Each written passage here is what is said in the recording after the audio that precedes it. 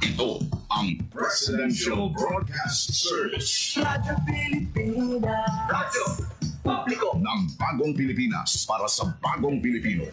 Naghahatid ng mahahalagang balita at impormasyon na guugnay ng pamahalaan sa sambayanan. Tulay sa himpapawid ng serbisyo publiko. Radyo Pilipinas. Radyo Publiko. Ang boses ng Pangulo.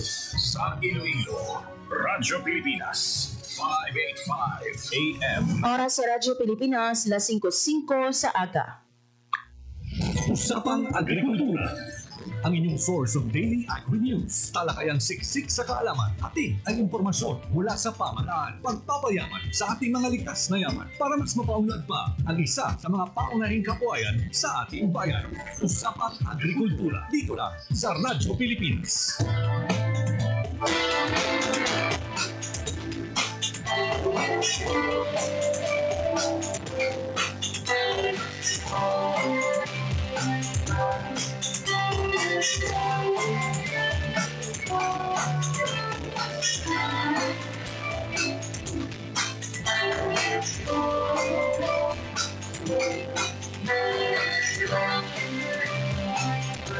Mayong aga Pilipinas, mayong aga Western Visayas, mayong aga syudad kag probinsya sang Iloilo.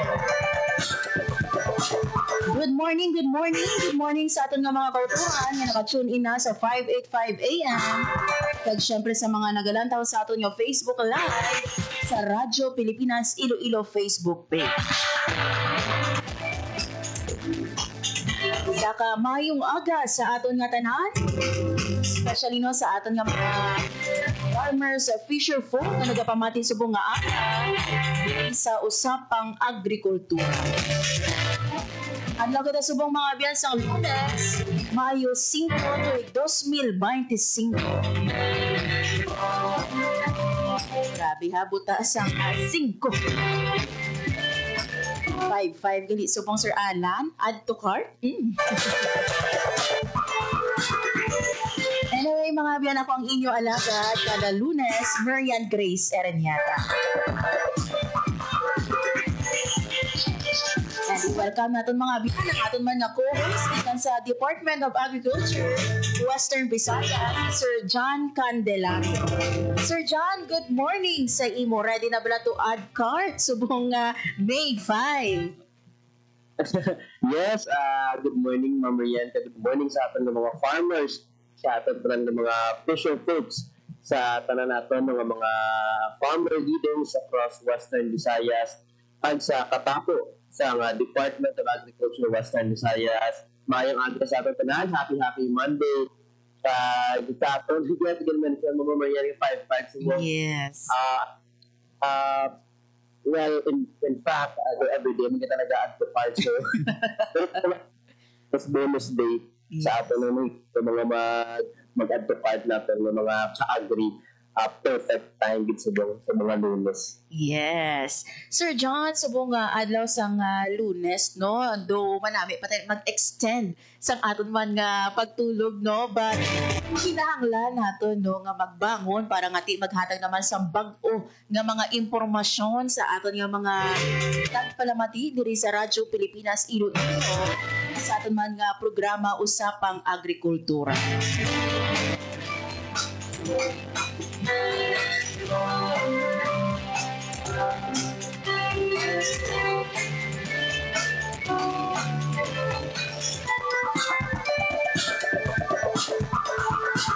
Kahapon mga biyano, diri sa aton sa syudad sang Iloilo, madamol ang ulan.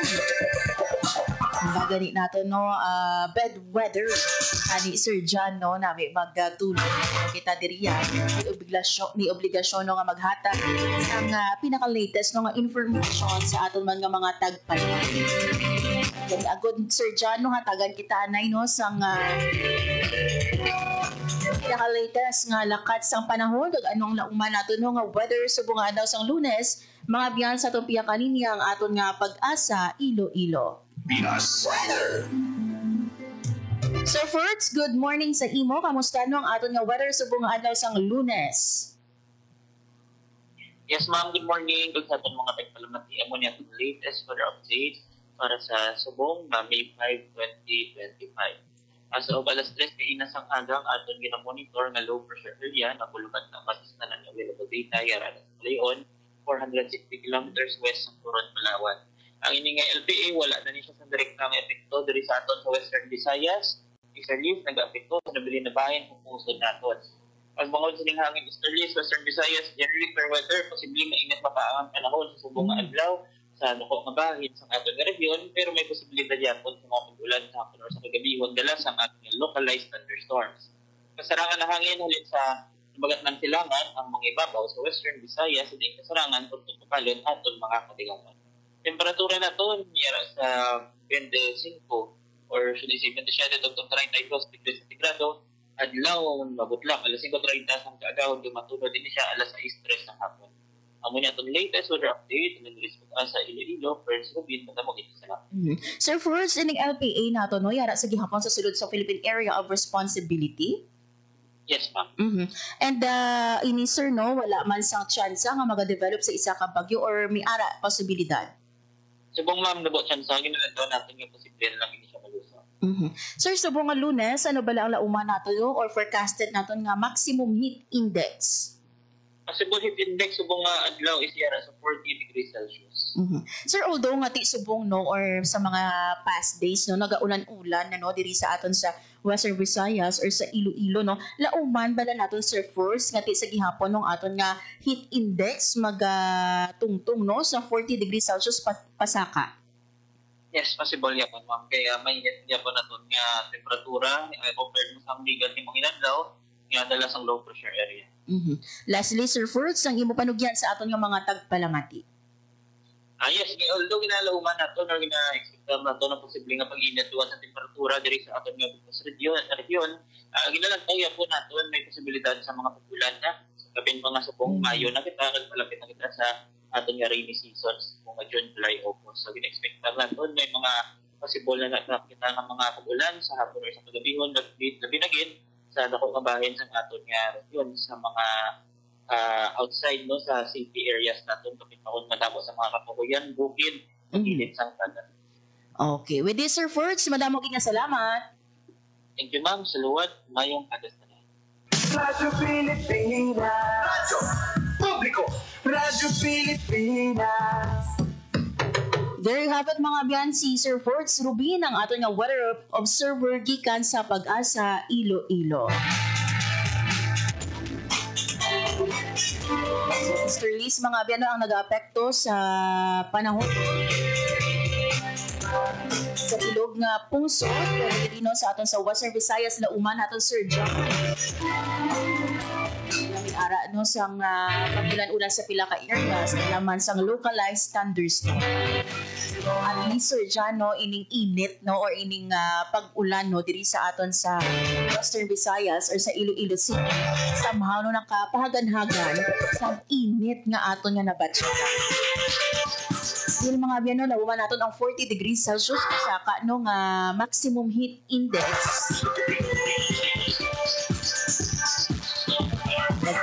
Mainit mapaang tiempo.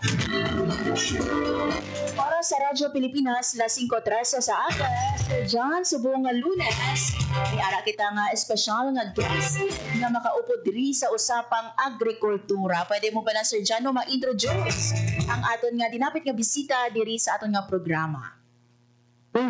Welcome natin mga agri ang aton nga mga bisita sa mga Lunes. And of course, Marian, i-congratulate na nato ng ating resource speaker subong ay bago ini installed nga former regional executive director kag personally naka-attend kita, naka-witness kita sa pag-turnover sa aton nga talatapan sa aton nga bago na former regional executive director at the same time ang chairman sa aton nga Regional Agriculture and Fisheries Council sa Western Visayas, si Engineer Wen S. Mondihar.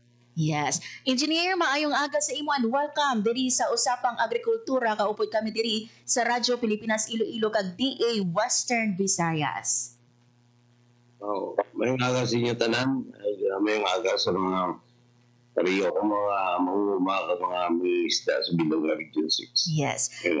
Yes. Engineer, mention gani ni Sir John no nga bago ikaw na-appoint man bilang Farmer Regional Executive Director nato no sa mga kauturan nato nga nagapamati subong nga aga, pwede mo bala engineer ma-share sa amo no ano bala ang vision nimo no bilang bag-o nato nga Regional Executive Director for Western Visayas? Okay. Klaro, walang ikadamo sa nag-congratulate siya ako. Abi nila yung complete siya ko original guards ko hindi ito for the month of May. Anyway, ang ako niya vision para sa sektor sa agrikultura, gusto ko I want to make all idle lands productive as much as possible. So, make idle lands productive. Kaya hatong dako ka problema nga ginatubang subong, amo yung issues ang low production, low productivity. So, ang isa sinada para ma-address na ito nila is of course to expand the area of production. And kadamo sa ating mga there is a region 6 na kadamo iya sa mga areas na unproductive, idle lands. So that is why we're employing our best na how to make these idle lands productive. Yes. And in fact, siguro sa next mga question, dara ako ng expand. So make idle lands productive, that's the vision. Yes. Engineer Ankis ko dira magkagto no sa sinima no nga mga vision nimo no for our region no, especially sa imo no nga bag-o nga katungdanan no. Ini bala engineer no, and I believe this is not the first time nga gin-appoint ikaw as our Farmer Regional Executive Director diri sa Western Visayas. So prerogative ini sang aton nga red to appoint you as our Farmer Regional Executive Director. There's a memorandum circular coming from the office of the Secretary of Agriculture. Party na sa pagselebrar natin sa Farmers and Fisher Folks Month, which is the month of May. So as a gesture of saying thank you sa mga ruma, sa mga isda, pagkilala sa ila rules sa atong sa food production, food security, I think it was started by former Secretary Pinion that every month of May, as a gesture of saying thank you to the farmers, appoint ni sa Secretary sa Agrikultura ang whoever is the RAPSI chairperson of that particular region will serve as the Farmer Regional Executive Director of the Department of Agriculture. Yes. Engineer, for the information man sang amon nga mga tagpalamatino, ano na ikaw kadugay bilang chairman no sang aton man nga council? I think 3 years. 3 years. Sir John? Sir John, basi may ara ikaw question. Yes, you mentioned no, sa aton mga the speech ng aton ng executive director nga to make our idle lands productive. Ano pag-give engineer no ang mga highlights, no key highlights kadi man pagid ng mga activities ang nakalinya naman niya sa bulan sa May in celebration sa aton nga Farmers and Fisher Folk Months diri sa Western Visayas. Okay, thank you, John. There are a lot of activities na ka-line up sa the Regional Field Office. In fact, ang kada division may mga programs na naka-lined up. So, ang isa sila ang may gininteresa ko nga I have to attend yung ang technology demonstration sa WSBR sa Mungaya. It's going partly sa celebration sa anniversary sa WSBR. So, there are madamo mga techno demonstration dito, especially sa pagpanguma. And then, on my part as the Farmer Regional Executive Director, we are going to launch the Making Idle Lands Productive in partnership with West Visayas State University Lambunao campus. They will be the one to provide the land, 5 hectares anay. And then the students will be the one taking up agricultural or agri-production program they will be the one to actually till the land or to attend to the land. So the counterpart of the ECUC is the land and the students who will attend to the land. Ang bintahasin na on the parts of students, they will be exposed to the real world of farming. Hindi ka drawing lang sa blackboard. Dahil sila gid mag-pisa pag land preparation, pagtanom, maintenance, harvest. And what is good, part, one way also entice natin sila to go to business kasi ang produkto nila so already ka na value adding ma-process nila. So somehow you will learn value adding. So the other parties to the agreement, of course, ang aton Department of Agriculture, because in the MOA, they will be the one to provide the inputs, the seedlings, the fertilizers, and other inputs. And who will buy the produce? Yes. Usually mo ng problema, where's the market? So habang kooperatiba, ang COPA, ang Panay Organization for Progressive Agriculture, will be the one to buy the produce. Yung makadto ang income, the income, the proceed, gamit din sa ECUC, to be used for the future expansion of the project. Yes. And of course, we also tied up with the provincial government and the government of the Pinsor because I anchored it sa ila program ng More Progress, which is massive tree planting. So, ang isa kabintaas ang programa nga is to mitigate the impact of climate change because we will be planting trees, fruit-bearing trees. So at least may sipa pa makabulig na kita mitigate sa impact sa climate change. And of course, ang TNFC is also a party to the MOA. We will be the one to supervise and to ensure the success of this program. And later on, God willing, we can expand it to other state university like ISATU and other university in the region. Yes. So that's about the Idleland, make Idleland productive. That will be the one of the highlights of this month's celebration. And of course, I will be going around the region or provinces. I'm going to conduct Farmers Congress. Malam ko dyan sa paglib. I have attended a lot of summits, congresses, meetings. Isang naobserbahan ko ang atong mga farmers, ang atong mga officer folks, how paggutom sa informasyon, sa teknolohiya. Isa na nagpa-contribute na hindi na kabalo magtanong ang Idleland. Ito wala mo isang kabalo na itanong namin. Okay?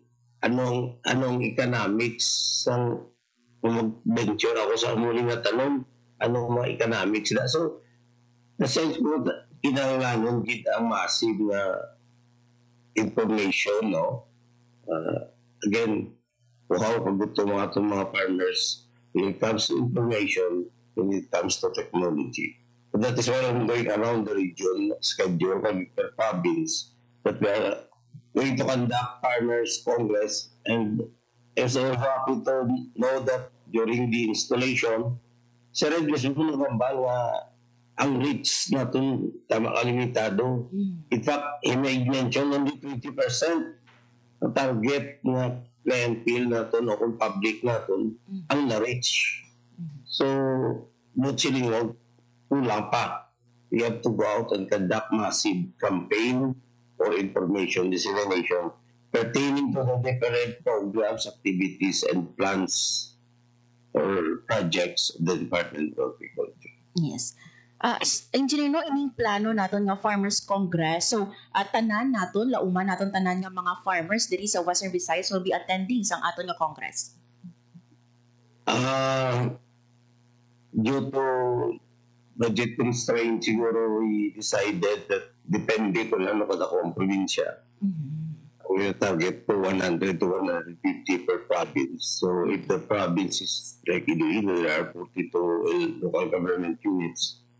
So sa 42, siguro the most na 3 or 4 per munisipyo. And then kung like Aklan and Antique, the 18, 16 municipalities lang, I think we can accommodate mga 5 per municipalities. So we are leaving it to the sound discretion of the Provincial Agricultural Office to identify farmers who will be attending these congresses. Yes. I know, Engineer, no, bago pa lang ikaw gina-appoint man sa siniman nga bago ang katungdanan, but nakaumpisa na ikaw, libot, Engineer, no, sa aton man nga mga probinsya diri sa Western Visayas. Yes, last year, the other 2024, 2023 already went around the region. I visited all our Department of Agriculture's facilities, ang mga roses na research and outreach stations. Naubos na, nasaturate ko na all over the region sa nilibot. No? So, damo naman ako sa minakita na dapat i-improve. And in fact, hindi lang early 2 months ago, we have a budget consultation. What is good now under the term of Secretary Laurel, strong involvement of the private sector. No? In a budget preparation, the private sector is already involved. The EFC are already involved. So, during that Pampanga consultation, budget consultation, I raised about the concerns of the research and outreach stations. No, the research and outreach station is our face, our extension of our department in those areas to mga malayo. So, I brought it out ng issue nga dilapidated, it needs improvement, it has no proper maintenance due to no budget for maintenance and repairs. So I brought it out, and it's good that the Secretary for Finance or Budget, in fact, she told me, thank you for raising that up, and because we're going to include regular maintenance and repair of our facilities nationwide. Yes. So, those are the things na ambitahan kung nagagawa ka, makita mo. Makarecommend ka what things to do, no, para ma-improve ang delivery of services sa mga parklang areas, especially sa aton research and outreach stations. Yes, I agree with that, Engineer, no, nga mas maayo malantaw naton no ang sitwasyon sa ground, no, para nga ti mapalabot man naton sa babaw ang concerns sa aton man nga mga kauturan nga yara sa idalo. Sige, Sir John, basi mi ara ikaw dugang nga pamangkot ki Engineer. Sa aton pag-conduct ng pagsiginaplano natin ng Farmers Congress, of course, magahibat kita sa technical technology forum sining Miyerkules sa West PR pila ka mga info drive, info caravan sa mga bulan sa May. Paano ang aton ng mga farmers, ang aton ng mga official folk organizations maging involved, especially when it comes to planning and implementation sa pila natin ng mga activities? Well, sa planning, on the part ng RAPSI, ang involved ang ato ng mga EFC, no, sa different mga provinces natin, mga Provincial Agricultural Fishery Council. Sining plano natin pag-conduct sa Farmers Congress. And our Farmers Organization and Fishery Folks Organization, sila ang mga farmer leaders, they will be the one to be given priority to attend sining aton Farmers Congress. Kay being a farmer leader, they represent their peers, no? Kaya nila ng mga isda. Considering hindi tama accommodate sila tanan. Yes. So, we decided that we will involve the organized farmers organization, the respective local government unit, to be the one to attend the Farmers Congress in every province. Yes. Kaga may ara bala kita engineer no nga recognition no on award ceremonies no para sa mga outstanding naman naton nga agricultural and fisheries stakeholders. We decided sa Regional Agricultural and Fishery Council that we're going to have a search for the outstanding local government unit, outstanding farmers organization, outstanding farmer, but that will the schedule on, I think, November or December of this year. So that will come on the last quarter of this year. The search for the outstanding stakeholders and partners, the Department of Agriculture Regional Field Office 6. Yes. Engineer, ano kadako no nga importansya that we give recognition no sa aton nga mga farmers and fisher folks and at the same time sa aton nga mga partners diri no sa Western Visayas? Okay, so number one, mother of all virtues is gratitude. We have to say thank you for what they have done to the sector. And second, of course, recognition for their achievement, for their active participation, for their support to the department. And of course, number three, to motivate them further and to serve as a motivation also for other stakeholders also to strive more, to work more, to cooperate more, and to support more our department so that in the years to come, they will be also an award. Yes, correct. No, at least ining paghatag naton Sir John sang recognition no, will also inspire sa ibang pagid naton nga mga farmers and fisher folk no to also do their best no kay diri sa aton sa Western Visayas we are recognizing those nga mga aton mga stakeholders ang aton no nga mga kauturan nga mi ara sa manami nga hinimuan may contribution no sa aton man nga komunidad. Engineer and Sir John no, before kita magpadayon sa aton nga diskusyon subong Lunes no magka-take na kita sang short break no and then panumbalik kita. Mga biyan magabalik ang usapang agrikultura.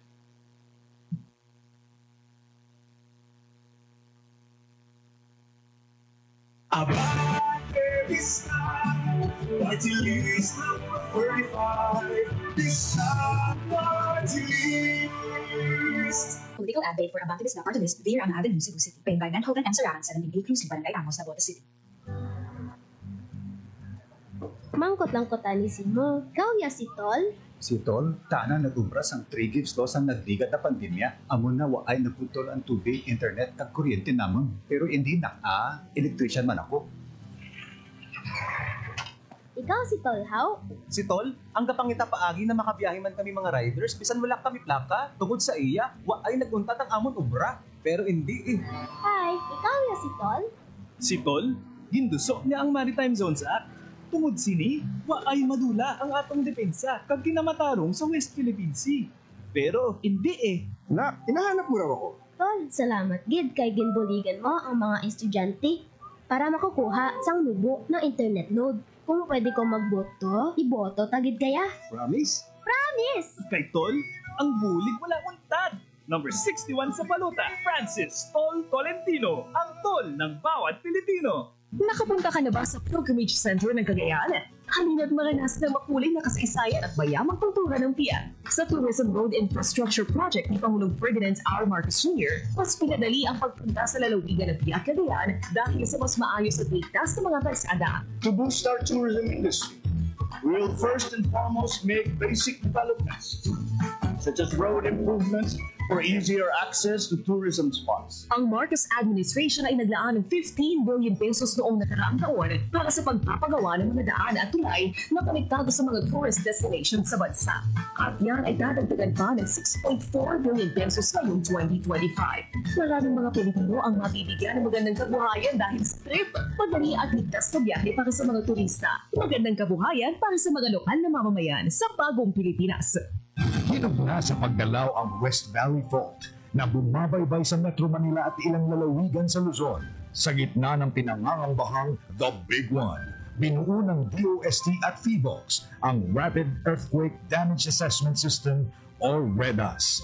Hindi pwedeng simulation lang ang gawin natin. Gusto nating sagutin kung mangyayaring isang big one sa isang lugar, Ilan kaya ang buildings na magko-collapse? Ilan kaya ang maaring mamatay? Ilan kaya ang maaring ma-endure? At ilan kaya ang economic loss? So ang REDAS po ay may kakayahan na ibigay yung mga numero na yon para ang pagpaplano natin ay science-based. It has become imperative that our DRRM system undergoes continuous improvement to address evolving circumstances.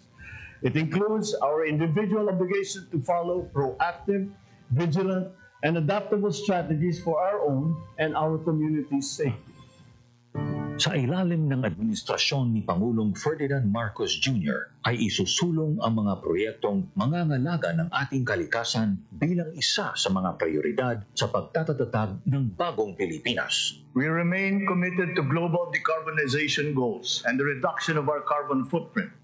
Our overall target is to be carbon neutral by 2040, but we have a milestone, what we call 30 by 30, 30% reduction by 2030. Considering that this is a free-port zone, dito mo matatagpuan yung concentration ng mga manufacturing, mga pabrika, mga service industry. Yung program ng ating Pangulo is not impossible. It is doable. And we are very determined to show that to the entire nation. Ang pagkakaisa ng bawat Pilipino upang makamit ang carbon neutrality by 2040 ay lalong naging posible kasama si Pangulong Ferdinand Marcos Jr. Sa pamahalaang Marcos, ang bagong Pilipinas nakikita na. Sa nagbabagong Pilipinas, patuloy ang trabaho, patuloy ang pagbabago. Excuse me po, ikaw po ba si Tol? Si Tol, siya yung gumawa ng free gifts noon ng pandemya. Kaya walang puto ng tubig, internet at kuryente namin noon. Pero hindi anak, electrician ako. Kayo po si Tol? Si Tol, yung gumawa ng paraan makabiyahe kaming riders kahit wala pang plaka. Dahil sa kanya, walang puto ng trabaho namin. Pero hindi eh. Hi po, ikaw po si Tol? Si Tol, siya yung nagpanukala ng Maritime Zones Act. Dahil dito, walang puto lang depensa at karapatan natin sa West Philippine Sea. Pero hindi eh. Hinahanap mo raw ako. Ay Tol, salamat po tinulungan nyo ang mga mag-aaral para sa mababang internet load. Kung pwede ako bumoto, iboboto po kita. Promise? Promise! Kay Tol, tulong walang putol. Number 61 sa balota, Francis Tol Tolentino. Ang Tol ng bawat Pilipino. Oras sa Radyo Pilipinas, 5:37 sa aga. Radyo Pilipinas. Radyo Publiko. Radyo Pilipinas. Sa gihapon mga biyan, nagapamati ka mo sa programa Usapang Agrikultura, kaupod si Marian Grace Areñata kag ang ato nga co-host si Sir John Candelario. And still no, yari man sa aton nga Zoom, ang aton nga espesyal nga bisita, subong nga Lunes, Engineer Buen Mondihar, ang aton nga Farmer Regional Executive Director. Engineer, kainano gin-mention ni mo no, nga ang ining paghahatag naton recognition no, sa aton man nga mga farmers, fisher folk, and at the same time sa aton nga stakeholders is also our way sa pag-express no, sang aton nga gratitude. No? So sa imo, engineer, no, nga pagbisita ini sa ila, pag kagtuno sa mga probinsya nato no, ano gid ang mga main concern no nga ginapalabot man sang aton nga stakeholders, sang aton nga mga farmers and fisher folk diri sa Western Visayas? Well, so far we have not yet started, no? Nakaschedule kay kita sa atong paglibot after election. Okay. I think sa May 18, 19, 20 daw. Basta on the second week of this month among the schedule ng paglibot natin sa tanang probinsya. Yes. So we have not yet started going around. Yeah, so masako gali ni engineer ang imo bilog nga bulan sang Mayo no with this appointment man. Sir John, basi may dugang ikaw. Para naman sa aton ng mga smallholder farmers naman, engineer no, daton mga fisher folk, agud nga mapatian ang ilang mga tingog sa pag-address ng pila ka mga concerns naton. Ano nga mga ang aton nga pag-obrahon o kung ang aton nga ginaplano, especially sa aton nga part as Farmer Regional Executive Director, agad na masiguro na mga tingog sa aton ng mga smallholder farmers and fisher folks mabatian. Okay, thank you, John. Precisely. amo ng pira kada ko oras nga malibot ako kung makandak sa Farmers Congress. Simple lang to listen to them. Yes. Mamati sa ila. And I'm bringing me all the, hindi naman all, banner programs, coordinators naton sa Region 6, sa DA Region 6. And of course, attached agencies. Daw kanibla ng permigid gina pamangkot sa atong farmers and fisher folks. So I have invited NFA, National Food Authority. Daw sila subong ang sikat sini nga mga binulan because of the P20, the 20 pesos per kilo nga bugas. Ano mga limitasyon sini? Gusto ko ma-explica rin sa mga farmers. And of course, I brought them because of apprehension sa atong farmers, especially sa rice, nga with the 20 pesos nga bilis ang bugas, ano ang bearing o anong impact ang sipa, sili nga programa sa presyo sang aton nga palay. Yes. Kaya amo nang dako nila nga apprehension what will happen to the prices sang palay kung ang presyo sa bugas is only 20 pesos. So, I can explain this but it will take long. So better than ako na lang sila para nga sila mismo ang NFA ang maka-explicar sa mga limitations ng sininga programa para nga ang ila prevention matters. And of course, I've also invited the National Irrigation Authority. Ito yung problema tubig. And of course, the BFAR, the Bureau of Fisheries and Aquatic Resources, that will address the concerns of the fisher folks. And of course, another vital attached agency is the Philippine Crop Insurance Corporation. And I'll try to invite also the Philippine Coconut Authority. And of course, all our banner programs. So that right there and then, we can address issues and concerns na padangat sa aton sa aton farmers and fisher folks. Yes. Manami gid ini Sir John no and engineer no nga tikang no at least no right there and then hambal gani ni engineer no ma-address ining mga concern no kaga mga problema man no o kun mga pang duwa-duwa dira sang aton nga mga farmers no sa ground naton kan directly no masabat ini sa mga ahensya man sang aton nga gobyerno. So it's good engineer no nga ti at least mapasalig naton ng aton man nga mga mangunguma nga ti masabat naton ining concern nila. Sige engineer no sa mga kauturan naton nga nagapamati naman subong nga aga no nga we would like to participate no sa aton nga month long celebration no subong nga bulan. Paano sila maka-participate no or diin sila nga mga programa pwede maka-participate? Okay, so I think ang pinaka namin inilang atin na mo ng techno demo. So which we are, no? I just forgot the date. Si Jan may knowledge na. So they can attend that because there will be resource persons, there will be demonstrations sa mga bagong mga teknolohiya sa pagpanguma, especially sa rice. Kitiara na ito na research stations for rice and other commodities. So I suggest that they have to attend that techno demo. And for those who are in the provinces, kung malayo sila, attend sila sa atong schedule ng Farmers Congress para at least there's an avenue wherein they can present their issues, concerns, no? And of course, our banner programs will also share their respective programs and projects na naka-line up for this year para sa ating mga farmers and fisher folks. Yes. Sir John? Yes, ang aton as per mentioned engineer, mag-conduct ito sa aton Agricultural Technology Forum. Sini naman iyang May 7, that's gonna be Wednesday, sa West Ipad, sa Mungaya, Talaharo. And ang aton ng mga farmers, ang aton ng mga fisher folks, magpamati sa nagdalain na mga technology demo forum from our respective banners. Pag aton ng mga pilaman natin sa mga attached agencies kag DA operating units. And aside sa technology forum, that's right, na magkakonduct sa pila ka mga info drive, info caravan sa mga bulan sa May, especially in the celebration sa Manggahan Festival.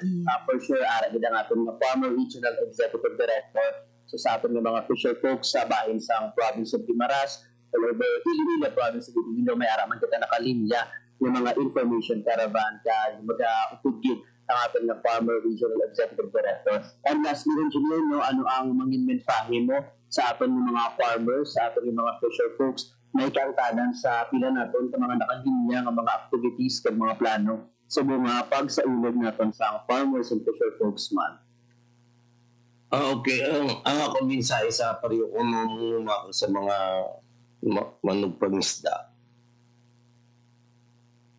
We are beset with kadamo problema, challenges sa klima, El Nino, La Nina. It's unfortunate na ipak ang data sa PSA there is Region 6. Ang growth sa region is around 4.6%. Practically all sectors went up. Nag-contribute sa growth sa atong region. Unfortunately, isa din ang sektor ang nanaog, negative 7.3, and that is agriculture, fisheries, and forestry. Ang mga na kung nag-positive kita kasi taas pag ito ang growth sa atong region. So again, ang major sila factor nga negative ang growth sa agriculture is of course climate, no? El Nino, then La Nina. So again, kadamo sa mga challenges ng datubang nato. But I think the most resilient profession siguro sa ato ni Subong is farming. Kaya unaway na magkita choice, mahuman lang kita. Ida we like it. I believe ako sa Ilonggo farmers, very resilient. Why ganaya umod na nga na merde ko sa magigat to ikuti way kaman way sila choice tanong mo sila diyan. So padayon mo let us all be hopeful, no? Hindi lang sila nga pumiba puro lang kita reklamo problema. Let's all be hopeful na mag-ayo ato nga patubas so sa ato nga kapisan, and of course I myself am privy on how the Department of Agriculture is trying its best to provide support and assistance sa ato, no? Ang atong regional field office in fairness kay Director Arpia is trying its best to increase our budget. Ako nagbalaan gina sa 2 years ago kanubo sa aton allocation, especially sa rice. Usubong kadako sa aton, unfortunately last year kadako sa aton pundo. Unfortunately subong iti election period na channel tanan sa sa ano na saya kwalida sa election period ng mga activities, so nabuhi na naman ang ating budget, but Director Orquesta is best nga ma-restore ang nabuhin sa ato. Hopefully, cross our fingers kung matikayong ini. Ang pinaka-importante sa ato, let's be open-minded. Ang mga teknololo, kung teknolola, nga teknolohiya, pasay na, tapos na. Atong mga farmers usually, rin ako di puro 40 years ako sa muni nga panguma nga teknolohiya. Di na ako pagtuloy isang bangko mo na. So let's be adapted, no? Open-minded, let's adapt to new technology. Let us be at pace with development with technology. Kahit itong the other days during the installation, I would like to congratulate Ahmad. They came up with an economics, the comparative research study on the different method of planting rice. Yung plastar ginila, if we're going to use this variety, ang hybrid naton, compare sa inbreed, ang senaryo kung ang lugar irrigated, hindi irrigated, ang method of planting, transplanting, o kung direct seeding. Dito makita natin kung ano ang economics of planting rice. So it's a comparative study. In fact, i-share ko na maglibot kita sa different congresses. Kaya bira nila makita nga kung mag-adapt ka sa bagong teknolohiya, magamit ka sa hybrid, and if you will introduce new technology, dako gidya ang ma-reduce sa imo cost of production. Kaya kung mga high yielding variety gamiton mo, kung magtaas sa imo mga yield, kundi naturalmente ganubo imo mga cost of production. So ang ako na ma-advise sa atong farmers, let's be adaptive to new technology and let us be at pace with development technology. Yes.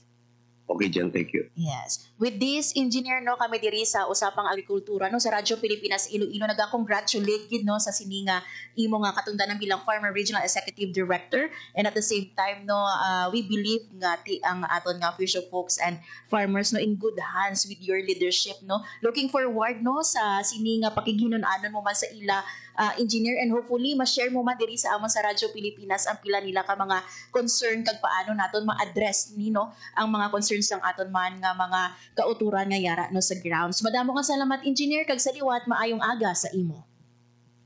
Okay, mayong aga sa tanan, and thank you with sa invitasyon. Mayong aga sa itong mga farmers and fisher folks all over the region. See you soon. See you. Thank you. Radyo Pilipinas. Radyo Publiko. Radyo Pilipinas. There you have it, mga biyano, si Engineer Bowen Mendihar, ang ating nga former Regional Executive Director, no, sa subong nga bulan sang Mayo. Sir John, manami inino ang mensahe sang aton, no, nga friend sa aton nga mga mangungumay. Adaptive and at the same time at pace, no, sa teknolohiya. And for the day, Sir John, no, nga wala sang ihibalo nung aton nga mga farmers, no, sa mga technology, and sabay pa, no, nga ti sa sini nga pag-introduce man, no, sang aton nga Department of Agriculture sa ila.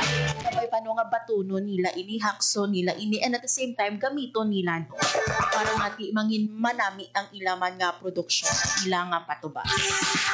Then we moving forward, Mamarian, kay ara na kita sa moderno nga panahon, which means alam man natin nga i-embrace ang pila ka mga technologies na gina-offer sa aton sa pila natin ka mga experts sa aton na talatapan.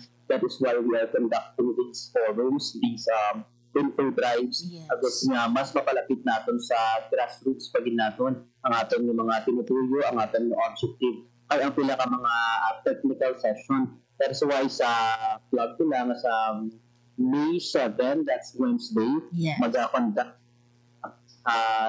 dako masangkad na Agricultural Technology Forum in celebration sa farmers and fisher folks subong nga bulan sa Mayo, kung sa diyon mag-istoryahan ang pila ka mga butang point program, National Livestock Program, pag-istoryahan man ang pila ka mga land propagation technique, ang ating Regional Crop Protection Center tungkol sa biological control agents, pag-istoryahan man ang pila ka mga programs man niya sa High Value Crops Development Program. That's going to be a whole day activity. So sa ating mga farmers and fisher folks na luyag magpasakop, sa ating mga technical experts from different divisions sa ating opisina sa Department of Agriculture Western Visayas. That's going to be May 7, ang ating Agricultural Technology Forum na may tema, Strengthening Research for Development, Addressing Climate Challenges in Agriculture. Yun. So, pwede gid maka-participate, no, ang ating nga farmers and fisher folks, Sir John, no, and at the same time sa congressman kay inano nga hambal no ni engineer, so pwede diri no makaupod man ang ato no nga pila ka mga mangunog pangisa diri sa Western Visayas. And we are hoping and praying, Sir John, no, sa sini nga mabinungahon, sa sini nga successful, no, naton nga paghiwat man sang selebrasyon subong nga bulan sang Mayo. Sir John, before kita magtakop, no, luyag naton tamyang words sa maayong aga si Sir Jairus Monte, Ma'am Luisa Folguera, kag syempre nung aton diri nga Regional Information Officer Sir James Earl Ogates. Maayong aga sa inyo nga tanan. Baka si Sir John, mi ara pagid ikaw dira nga luyag man tamyawon. Dito tamyawan naton ang from Amad si Ma'am Maricar Tumbokon. Just to mention, Ma'am Marian, natututok na ang chief naton sa research division si Ma'am Luisa Folguera sa aton ng programa subong aga. And Sir James, good morning man, and have safe travel, sir, no? Magpapadulong si sir sa isa ka province dito sa aton sa Lungsod Pilipinas. Agad nga mag-attend man sa pila ka mga programs sa isa ka semana. So, I hope so na mag-enjoy kasi yung mga travel. Yes. And hello, Sir James. So, Sir John, no, tomorrow may ara naman kita iga-look forward nga panibago naman nga topiko diri sa aton sa Usapang Agrikultura.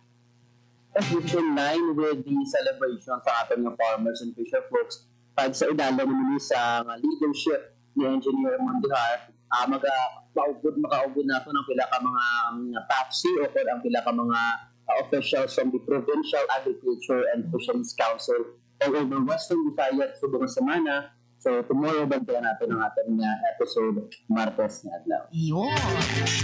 So kung may mga questions ka mo dira mga biyano, pwede gid ka mo maka-type dira no sa comment section sang aton yung Facebook Live. Live kita mga biyang kada aga 5 to 6 a.m. diri sa usapang agrikultura. Fortunately, Sir John, wala na kita sa nabiling nga oras sa aton man nga pagpangalaga. Thank you so much, liwaton sa tanan nga mga isa sa ila radio sa 585 AM. Sa mga nagalantaw sa aton nga Facebook Live, madamo gid nga salamat. Thank you man sa akong mga katuwang technical sa studio. Sir Alan Dafante kag sa among transmitter, Sir Jones Hotahen. Kabiyan ako na lang gid si Marian Grace Ereñeta. Ako naman si John Candelario. Hatid ay balita, impormasyon at... Yes, kag ini ang usapang agrikultura. Maayong aga sa inyo tatan. Hatid ay balita, impormasyon at sari-saring kaalaman tungkol sa sektor ng agrikultura sa ating bayan. Usapang agrikultura kasama ang Department of Agriculture. Alamin ang mga hakbang ng administrasyon para mas mapaulat pa ang iba't ibang industriya at agrikultural at pakinggan ang mga proyektong handog sa mamamayan upang mapalago ang kanilang mga kabuhayan. Usapang agrikultura, Lunes hanggang Biyernes, alas 5 ng umaga, dito lang sa Radyo Pilipinas. Radyo Pilipinas. Radyo Publiko. Radyo Pilipinas. Radyo Publiko.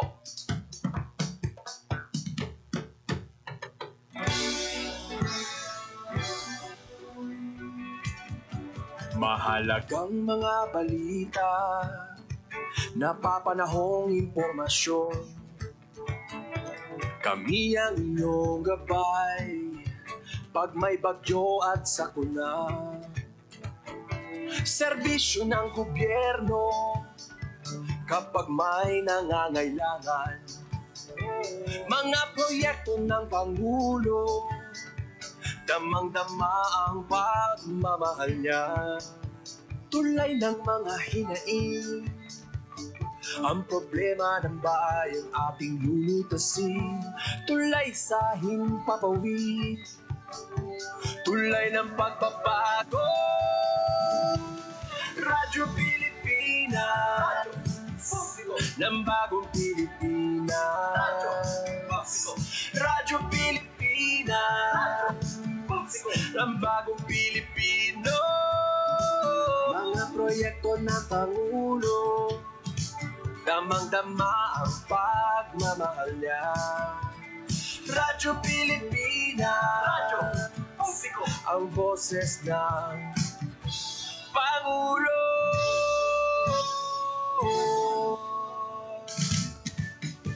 Karamay niyo kami, kahit malayo man kami nakakarating. OFW magsasaka, buhay ay iba't iba, san mang lugar ng bansa natin. Tulay ng mga hinaing, ang problema ng bayan ating lulutasin. Tulay sa himpapawid, tulay ng pagbabago. Radyo Pilipinas, Radyo Publiko, ng bagong Pilipinas. Radyo Publiko, Radyo Pilipinas, Radyo Publiko, ng bagong Pilipino. Mga proyekto ng Pangulo, damang-dama ang pagmamahal niya. Radyo Pilipinas, Radyo Publiko, ang boses ng Pangulo. Radyo Pilipinas, Radyo Pilipinas, Radyo Publiko, Radyo Pilipinas.